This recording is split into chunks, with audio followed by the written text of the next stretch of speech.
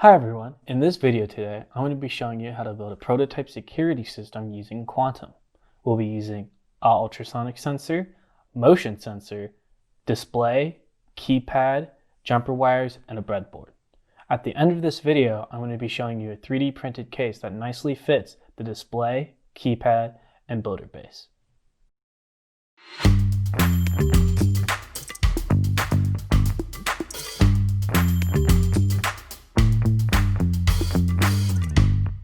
The security system is simple. Once someone is opening the door, the system will start a countdown of 20 seconds. During this time, the correct PIN code has to be entered on the keypad. In case this code is not entered correctly in time, a buzzer will sound an alarm. The alarm can be reset from the dashboard of the app. The system also has an inward-facing motion sensor, which means that when the system is armed and there is motion detected inside, you have 20 seconds as well to enter the correct PIN code to disarm the system. Before we start making, please visit our website quantumintegrate.com. Click Support in the top menu, then click Projects and Tutorials on the next page. Scroll down and click Open Projects, and finally select Security System Prototype. On this page, you will find all the related information for this project like schematics, app and firmware files, and much more. Let's have a closer look at all the hardware components used in this project. I have an I2C LCD display, a 4x3 keypad, an HCSR501 PIR motion sensor, an ultrasonic sensor, a buzzer, one breadboard, and jumper wires. All these components can also be found in our starter kit except the buzzer. Please refer to the Things Used in this Project section on the documentation page of this project for an in-depth overview of all the hardware components and tools used, as well as information on where to get them. I will now follow the fritzing and build the prototype.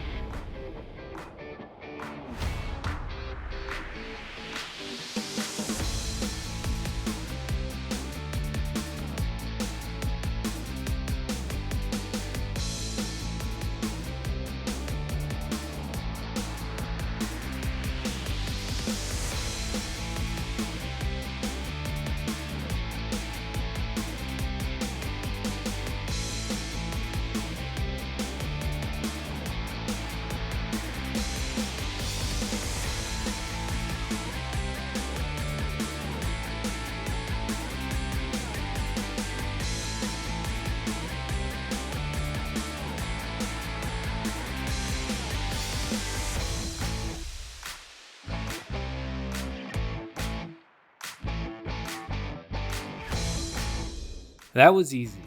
Next, let's connect our builder base with the Q server.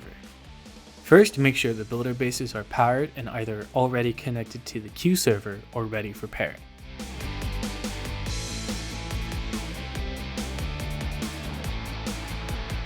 Let's navigate to the Clients tab and pair our first builder base that is wired to the motion sensor, ultrasonic sensor, and buzzer. Then give that builder base a name and location.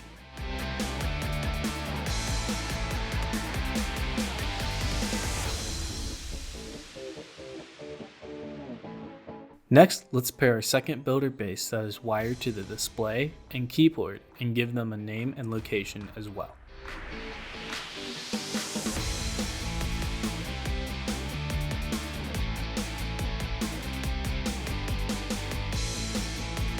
Now we have to prepare the firmware files.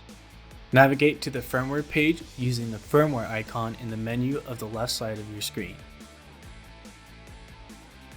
You can click Import and use the firmware file that we are providing on the project page or click Create New. For now, let's create a new firmware file together.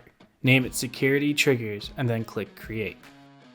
Next, let's add some hardware to our first firmware file. Our first builder base will be connected to the motion sensor, keypad, and buzzer. Let's add a motion sensor hardware and name it Motion Sensor. Next, add an analog out hardware and name it Buzzer.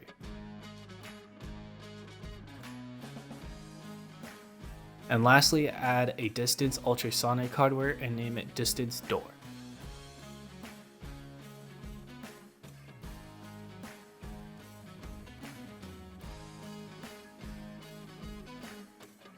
Let's continue with configuring the motion sensor. For driver, select HCSR501 motion sensor. For the pin, select GP0. Next, configure the buzzer. For the driver, select GPIO, and for the pin, select GP1. Lastly, we have to configure the ultrasonic sensor. Start by selecting HCSR04 as the driver, select GP3 for the echo pin, then select GP2 for the trigger pin. And lastly, we'll use a 1 cm resolution. Now let's create the second firmware file for our second builder base. Name it Security Keypad and then click Create. Next, let's add some hardware to our second firmware file. Our second builder base will be connected to a 4x3 keypad and to the I2C LCD display. Let's add a 4x3 keypad hardware and name it 4x3. Next, add an LCD hardware and name it LCD. Let's continue configuring the 4x3 keypad. We have 12 services to configure. We are starting with the first service, which represents the key 1. For drivers, select 4x3 keypad. For row, pin select GP0, and for column, pin select GP4. Continue by configuring the other services for each key on the keypad. For key 2, select row pin GP0 and column pin GP5/TX. For key 3, select row pin 0 and column pin GP6/RX. For key 4, select row pin GP1 and column pin GP4. For key 5, select row pin GP1 and column pin GP5/TX. For key 6, select row pin GP1 and column pin GP6/RX. For key 7, select row pin GP2 and column pin GP4. For key 8, select row pin GP2 and column pin GP5/TX. For key 9, select row pin GP2 and column pin GP6/RX. For key 0, select row pin GP3 and column pin GP5/TX. For key star, select row pin GP3 and column pin GP4. For key pound, select row pin GP3 and column pin GP6/RX. Next, configure the LCD. For the driver, select generic LCD 2004 display I2C. For the address, enter 27. For the layout, select 2x16. You finished creating the firmware files for the security system. Next, upload them to the correct builder bases.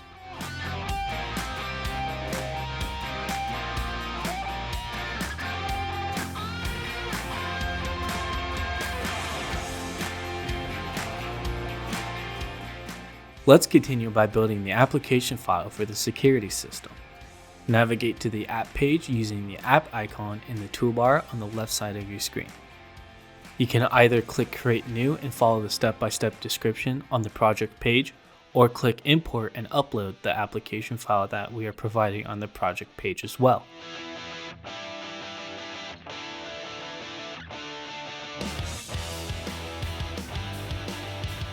First, let's revise the general structure of the app together. Looking at the canvas from a high level, you will notice the blue 4x3 keypad hardware object. This is where we receive the input for the pin code. Down below, we have various pink code objects that prepare the enter pin for the blue LCD hardware object. On the right side of the LCD object, you can see our two triggers, the motion sensor and distance ultrasonic hardware objects. They are triggering the timeout code object that start the alarm on the buzzer in case the code is not entered on time. The other code objects in this area are used to verify the correct code that has been entered. Based on that, there will be a message on the LCD display. If you are interested in using different triggers or adjusting the timeout, you can use this app as your starting point and use various other objects to extend its functionality, purpose, and scope. Once you are happy with how your app is set up, click Save App, return to My Apps, and then click the Run button next to your app to begin the mapping process. We are using two LCD hardware objects in this app, but we will just map them to the same LCD display that we connect to the builder base.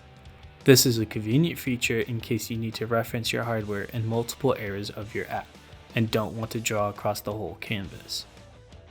When you're done mapping your hardware to the hardware objects in the app, click Save and Run. And there you have it, your own security system made with Quantum.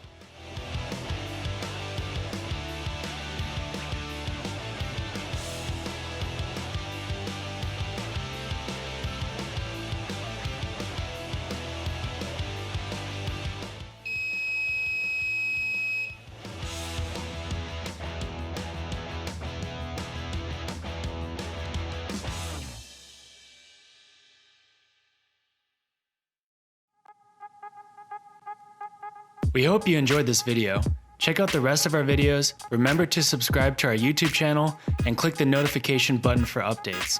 You can also follow us on social media. Thanks for watching.